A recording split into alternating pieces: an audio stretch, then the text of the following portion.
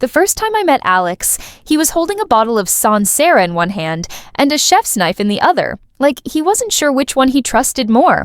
We were in the test kitchen of Benson Vale, that cult gourmet grocery chain on the West Coast, prepping for a media tasting. I'd only been with the company 6 months. To my surprise, Richard Benson himself, the VP, liked to cook for events like this. He called it brand immersion. I called it overkill. I was already halfway through chopping fennel when Alex appeared. Crooked smile, cocky stance. He nodded at my cutting board. "You mince like you mean it." "Better than I flirt?" I said without looking up. Richard laughed behind me. "Ember's our rising star. Speak respectfully, or she'll out-talk you into irrelevance."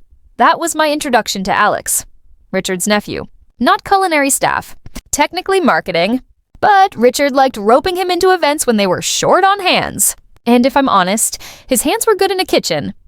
That night, after the last guest left and the lights dimmed Ember, we clinked glasses over the last slice of goat cheese tart.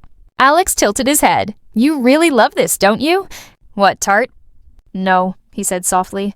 "Feeding people, making something that stops them mid-sentence. I hadn't realized it showed." "Yeah," I said. "I guess I do." 3 months later, we were dating.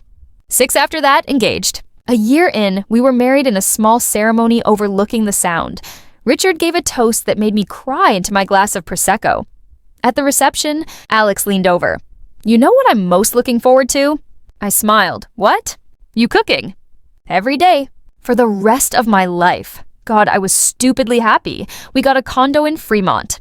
Galley kitchen. Open shelves. Copper pans. My spices alphabetized. Alex joked it was more organized than the IRS. He devoured everything I made. "You cook like you're trying to win." "Something," he'd say between bites of black garlic. Risotto or harissa lamb. That lasted 6 months, until the call came. "She's been alone since Dad passed," Alex said, sitting on the edge of the bed. "She wants us to move in, just for a while." "Until she adjusts," I blinked. "It's been almost 2 years. She's lonely." I hesitated. "We just got married." "She's family." I should have said no. Should have said newlyweds deserve space. But I didn't want to be that daughter-in-law, the one who pulls him away. So I agreed. Sharon lived in a 2-story Craftsman in Magnolia. Every hedge trimmed, every surface polished, not a single fingerprint on her stainless steel appliances. She greeted me with a smile that didn't quite reach her eyes, and a hug that smelled faintly of Chanel and control. "I've heard so much about you," she said, squeezing my arms like she was measuring muscle tone. "And you're cooking." "Alex says you're quite the chef," I laughed, nervous. "I just love feeding people." "Wonderful," she said, still smiling. "I look forward to seeing what you can do." At first it was fine. I worked remotely. I cooked. Sharon vacuumed and folded laundry with military precision. Alex, for his part, seemed relieved to be back home. Then came the first jab. Lemon chicken, couscous, roasted carrots, simple, elegant. Sharon took one bite, dabbed her lips. "Well, that's zesty." I smiled. "Too much lemon?" "It's just an unexpected choice," she set her fork down. "When I make chicken, it doesn't fight back."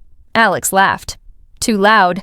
He didn't defend me, but he didn't stop her either. The comments kept coming. Little things. Always with a chuckle. Always helpful. "You don't have to make everything from scratch, dear. It's Tuesday. Next time, boil the pasta before you toss it in the pan."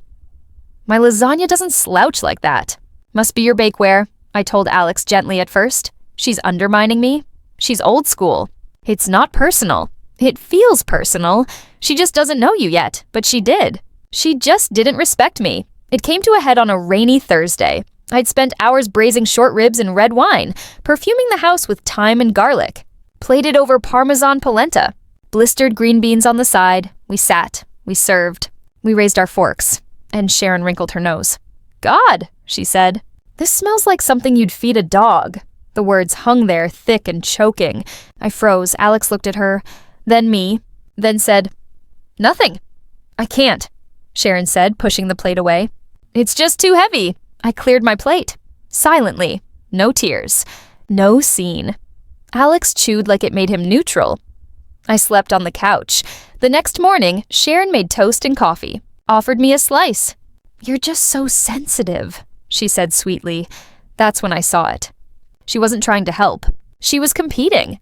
Every dish was a challenge. Every compliment from Alex. A loss she couldn't stand. And something inside me didn't break. It crystallized.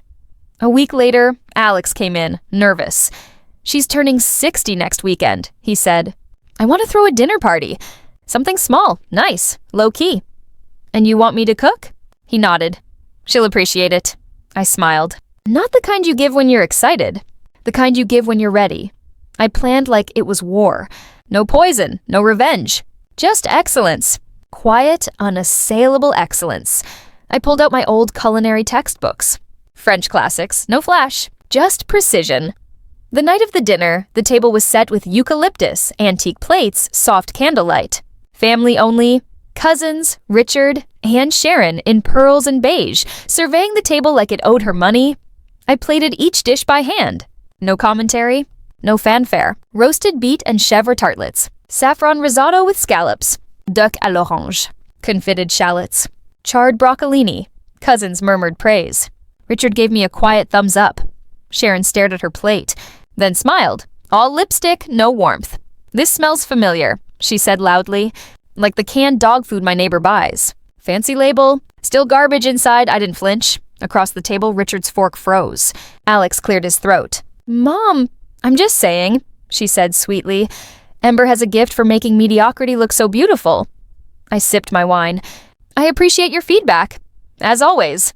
That's when Richard set his fork down. "Funny you say that," he said. "Because I made this meal." Sharon blinked.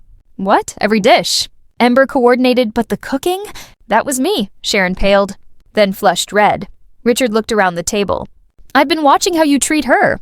And how you've let it slide," he added to Alex. "Frankly, I'm disgusted," Sharon stammered. "I brought her into this family." "And you repay that by belittling her?" he said. "To feel important again?" She went silent.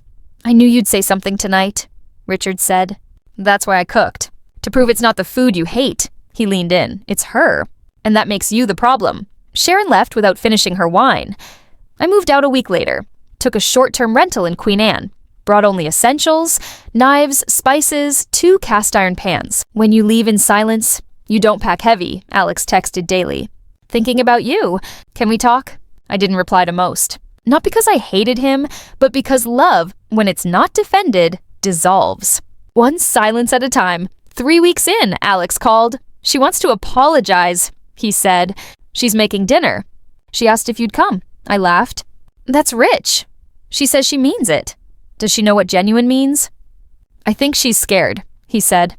"She's been different." I paused. Then, "Text me the time." The house smelled of beef and thyme. Sharon greeted me at the door. Apron spotless. Voice low. "Thank you for coming. You wanted to say something." "I was unkind," she said. "Cruel. I let pride win." "You didn't deserve that." She dished stew into bowls. It was okay.